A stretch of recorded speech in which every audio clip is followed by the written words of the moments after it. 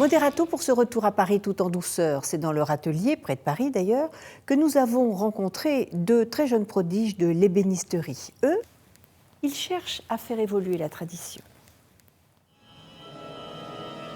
Lauréats du concours Jeunes Créateurs organisé par les Ateliers d'Art de France, Éric Demeyer et Steven Leprisé, ébénistes tous deux diplômés de l'école Boulle, ont gagné le privilège d'exposer au salon Maisons et Objets.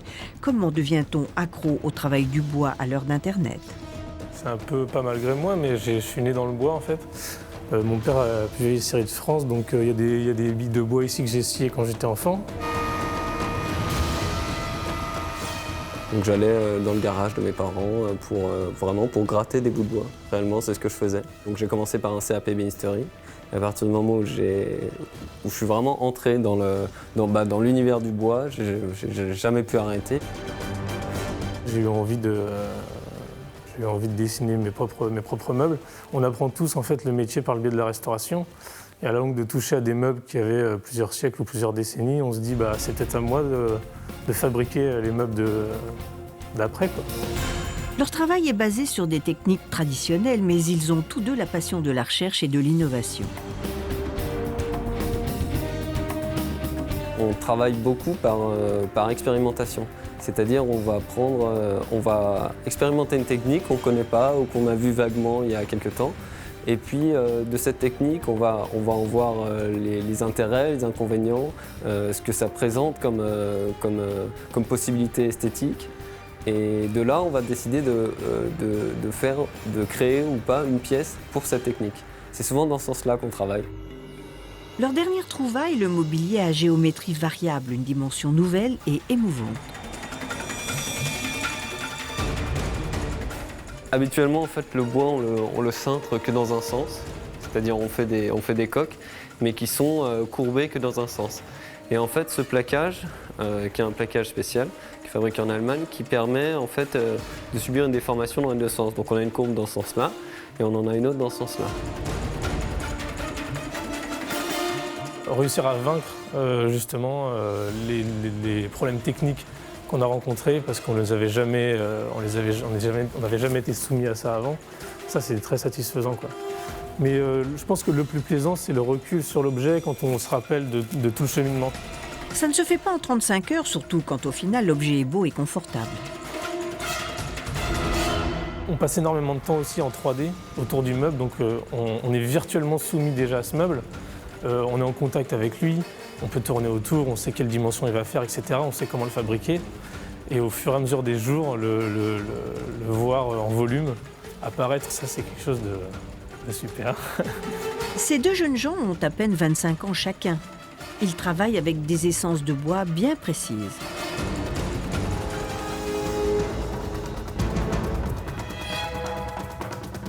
On n'utilise quasiment que des bois indigènes. Donc chêne, châtaignier, noyer, sycomore, donc qui poussent en Europe. Et puis il nous arrive de travailler des bois précieux, mais quand on nous le demande, parce qu'on ne pense pas que... Enfin ça c'est une conviction qu'on a tous les deux avec Eric, c'est qu'un bois précieux pour nous n'est pas nécessaire pour mettre une pièce en valeur.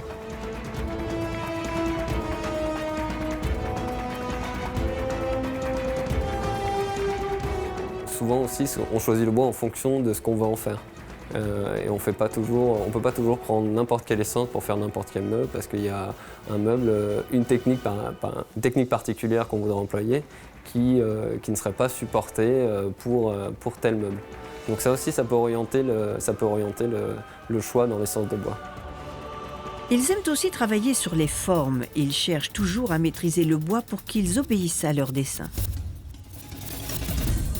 Il y a deux manières de travailler le bois. Il y a le bois massif, qui est le travail de prime abord du menuisier en fait, historiquement, et il y a le travail du plaquage, c'est de là que naît le mot ébéniste. C'est que à l'époque de Louis XIII en fait, on a commencé à importer des bois précieux, et c'est là que l'ébène est entré en jeu. On a commencé à faire des cabinets en ébène. C'était des gros meubles, et en fait, pour limiter la consommation de ce bois-là, qui était déjà rare, on le plaquait sur des bois indigènes, quoi, en faible épaisseur. Et c'est de là qu'est né le mot ébéniste et le travail du plaquage sur des surfaces plus pauvres. Il faut savoir aussi qu'en plaquant des fines épaisseurs de bois sur des supports stables, donc panneaux dérivés, etc., on a du bois qui ne travaillera pas dans le temps. Du bois massif, ça ouvre, ça peut fissurer. Évidemment, c'est du bois dans toute son épaisseur. Mais avec le plaquage, on peut avoir comme ça quelque chose de plus stable et aussi de plus harmonieux dans le veinage du bois. On peut faire un meuble entier avec la même feuille de bois qui va se répéter tout au long du meuble. Donc esthétiquement, on arrive mieux à jouer avec des feuilles de bois qu'avec des grosses pièces massives. Ainsi, ils créent une jardinière murale, une étagère en bois articulé et caoutchouc, et c'est ce qui les a fait remarquer par les ateliers d'art de France. Ce qu'ils font, c'est très bien de pouvoir comme ça fédérer un peu les artisans et les métiers d'art parce que c'est pas évident. On a des métiers qui sont un petit peu en déroute avec les manières de consommer d'aujourd'hui, donc ils dynamisent un peu tout ça, quoi. Ce buffet est unique et c'est eux qui l'ont dessiné. Nous leur souhaitons succès pour cette entreprise qu'ils viennent de créer.